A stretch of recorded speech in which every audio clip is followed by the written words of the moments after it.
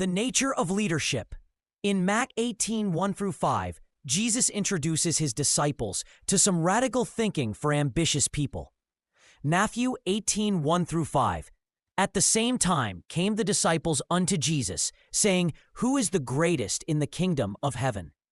And Jesus called a little child unto him, and set him in the midst of them. 3. And said, Verily I say unto you, except ye be converted, and become as little children, ye shall not enter into the kingdom of heaven. 4. Whosoever therefore shall humble himself as this little child, the same is greatest in the kingdom of heaven. 5. And whoso shall receive one such little child in my name receiveth me. Jesus emphasizes the need for childlike humility in those who want to enter the kingdom of God. Jesus tells his disciples that unless they are converted and become as little children, they will not even enter the kingdom. That is to say, they will not even begin to have authority. The concept of the kingdom refers to having authority.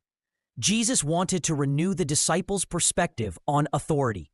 Their thinking had to undergo a radical change. They needed to be converted to a new way of thinking. The world does not think of a child as someone who has authority, but Jesus draws some important parallels from the attitude of a child to train his disciples in the principles of leadership in his kingdom. The first thing we need to deal with when it comes to authority is our attitude.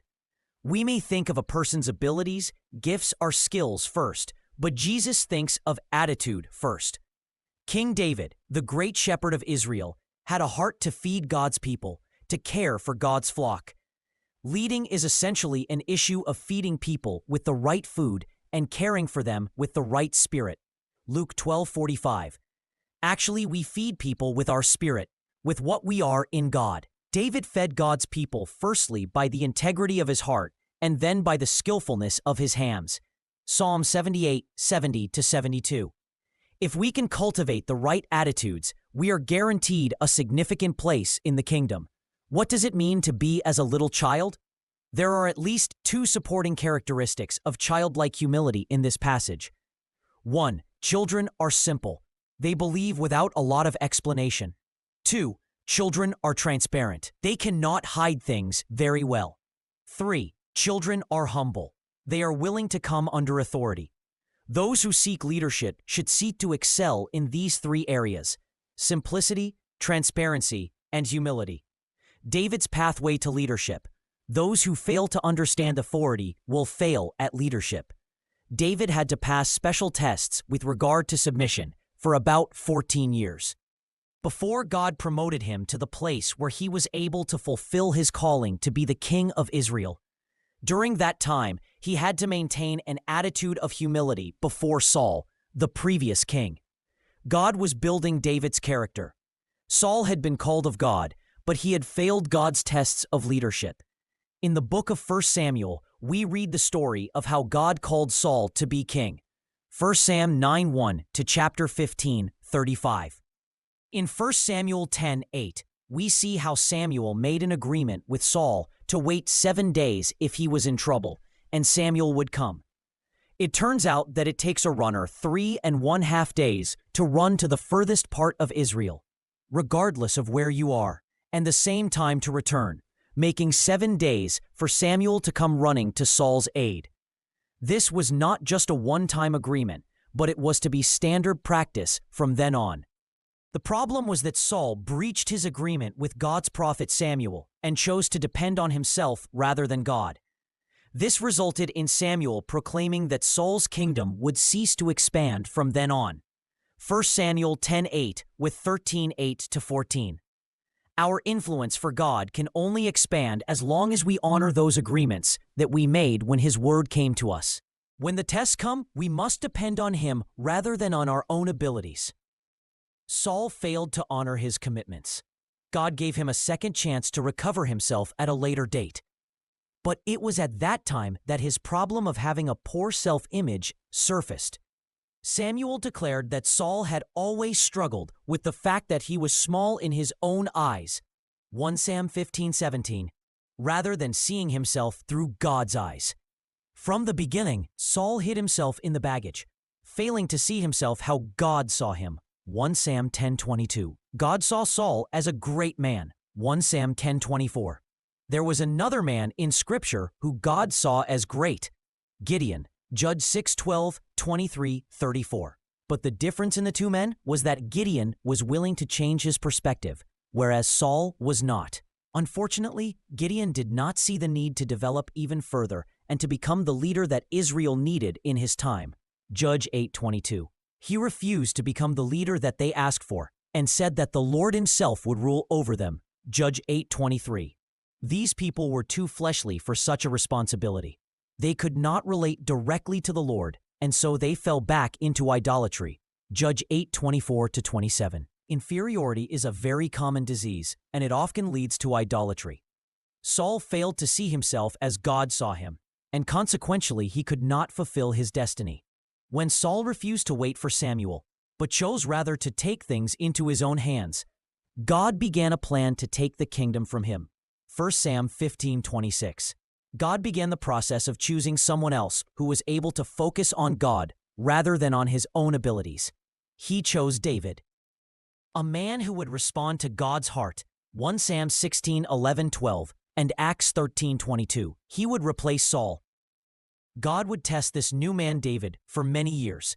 His attitudes were tested for about 7 years while he ran from Saul. 1 Sam 16:14-31-13. He could have killed Saul a number of times during this period of exile, but he refused to take the law or God's timing into his own hands. 1 Sam 24 and 26, 7-12. David continued to have his character proven for a further 7 years. 2 Sam 1:1-5:1-3.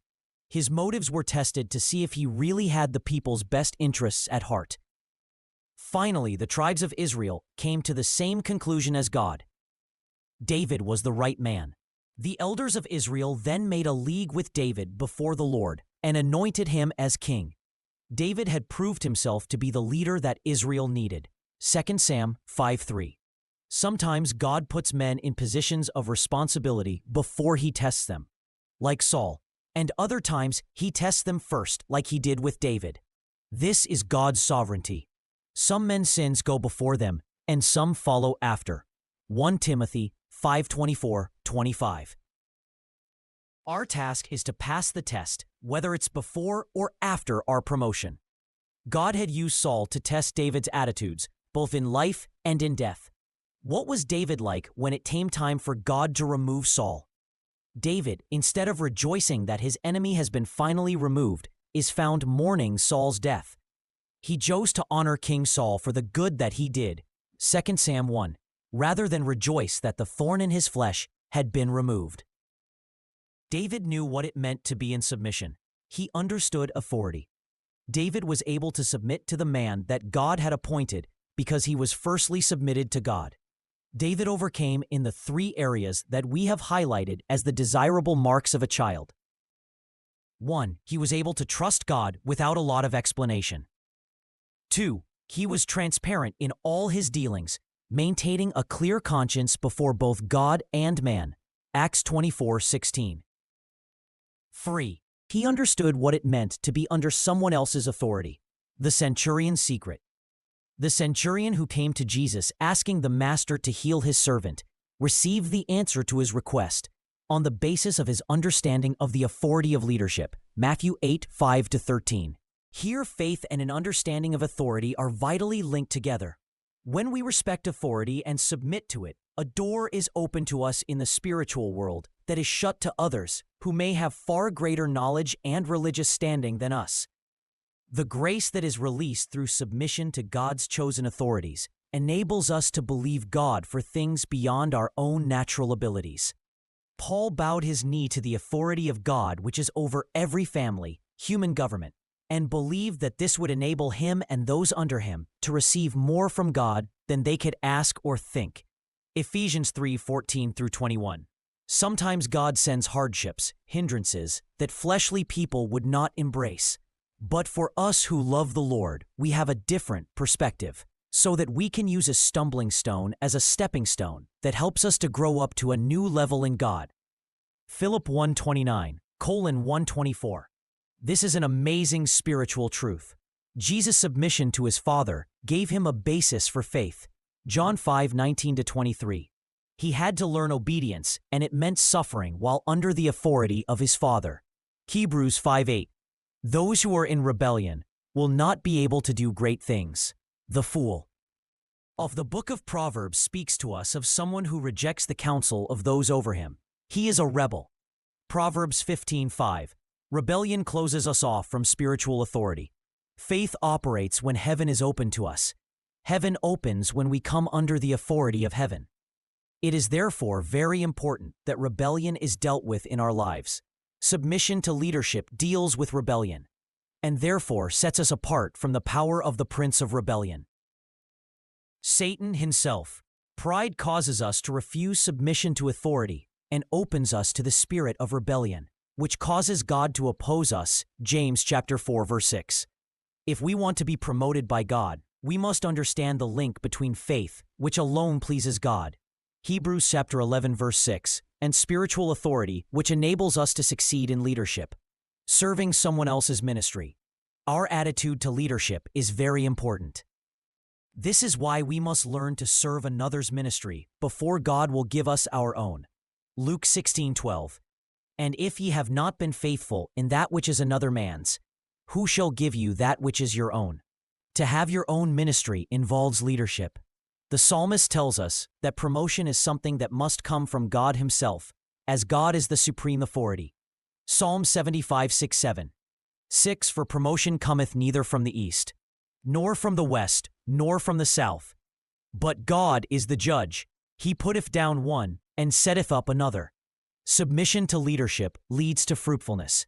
The quality of our relationships with others, along with our understanding of authority, will determine the level of our fruitfulness.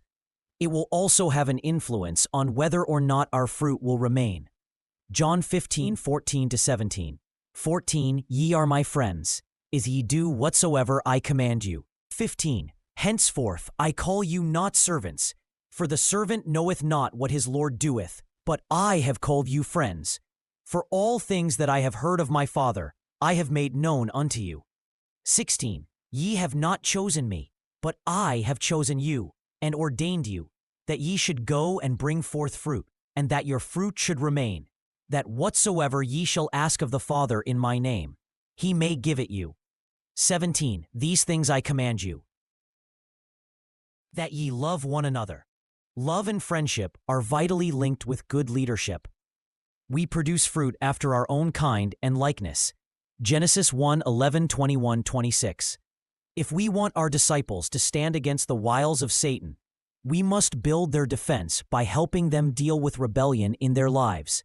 1 Peter 5:1-11. God places leaders in the church to help us deal with this rebellion factor. It is worthwhile noting from Psalm 68, that ye love one another. Love and friendship are vitally linked with good leadership. We produce fruit through our own kind and likeness. If we want our disciples to stand against the wiles of Satan, we must build their defense by helping them deal with rebellion in their lives. 6. That the rebel spends his life in the wilderness without the privilege of loving relationships, recognizing authority, and recognizing rebellion. It is important that we teach our disciples to recognize and to respect God-ordained authority. 1 Thessalonians chapter 5 verses 12-13. And we beseech you, brethren, to know them which labor among you, and are over you in the Lord, and admonish you. 13. And to esteem them very highly in love for their work's sake, and be at peace among yourselves. Romans 13:1-7. Let every soul be subject unto the higher powers, for there is no power but of God. The powers that be are ordained of God. 2. Whosoever therefore resisteth the power, resisteth the ordinance of God, and they that resist shall receive to themselves damnation. 3. For rulers are not a terror to good works, but to the evil. Wilt thou then not be afraid of the power? Do that which is good, and thou shalt have praise of the same. 4. For he is the minister of God to thee for good. But if thou do that which is evil, be afraid, for he beareth not the sword in vain, for he is the minister of God, a revenger to execute wrath upon him that doeth evil. 5. Wherefore you must needs be subject, not only for wrath, but also for conscience sake. 6. For this cause pay ye tribute also, for they are God's ministers, attending continually upon this very thing. 7. Render therefore to all their dues, tribute to whom tribute is due, custom to whom custom, fear to whom fear, honor to whom honor. You must deal with any bad attitudes that you might have to those who are in leadership. You cannot overlook this vital part in the developmental process. Just like David, you must have both your attitudes and your motives fully tested before you can carry the leadership that God intends you to carry. Mankind has been abusing his authority since Adam's fall in the Garden of Eden. Man's understanding of leadership has been defiled with the spirit of rebellion since the fall. The result is that people have been abused by bad leadership. This abuse has caused a compounding of pride and therefore rebellion in our societies. Adam gave his God-ordained authority to Satan in the garden, and Satan has been using and abusing it through unbelieving men ever since. God calls leaders to correct the abuses of authority in people's lives. Many people have been hurt by faulty leadership in the home, the society, and in the church. When we are abused by bad leadership and fail to receive healing from God, we will either retreat and live under condemnation and shame, or alternatively, we will tend to exalt ourselves in pride and rebel against all authority from then on. If we allow condemnation to oppress us, our spirit will not be free, and we will never fulfill our destiny. If we allow pride, self-exaltation, and rebellion to enter our lives, God himself will oppose us. 1 Peter 5:5. The devil is a master at bringing people into bondage and destroying their potential to make a mark for God in this world. 2 Corinthians 2:11. Satan commonly uses fathers, teachers, pastors, and politicians, those in authority, to confuse and damage our respect for leadership. Satan attacked Eve's appreciation for leadership when he suggested to her that God was keeping back something that would be good for her from the very beginning. Once Eve misunderstood God's intentions, she exalted herself and rebelled against his command. She ate the fruit of the tree of the knowledge of good and evil and took herself out from under the covering of responsible, caring authority. The result was that she automatically came under a corrupt authority and was thereafter unable to relate to good authority correctly. There is no such thing as an authority vacuum. We are either under the right authority or we are automatically under the wrong authority. When we come under God's authority, we are able to minister the Spirit of God to those we meet. The Spirit of God is the spirit of fathering. Those under good authority will naturally take responsibility for others. But those who reject the right authority in their own lives cannot effectively care for or develop others. When we come out from under the covering that automatically descends on those who are under authority, we come under the spirit of rebellion. Isaiah 30, chapter 1-5. Isaiah 30, chapter 1-5. Woe to the rebellious children, saith the Lord, but not of me, and that cover with a covering, but not of my spirit, that they may add sin to sin. 2. That walk to go down into Egypt, and have not asked at my mouth, to strengthen themselves in the strength of Pharaoh, and to trust in the shadow of Egypt.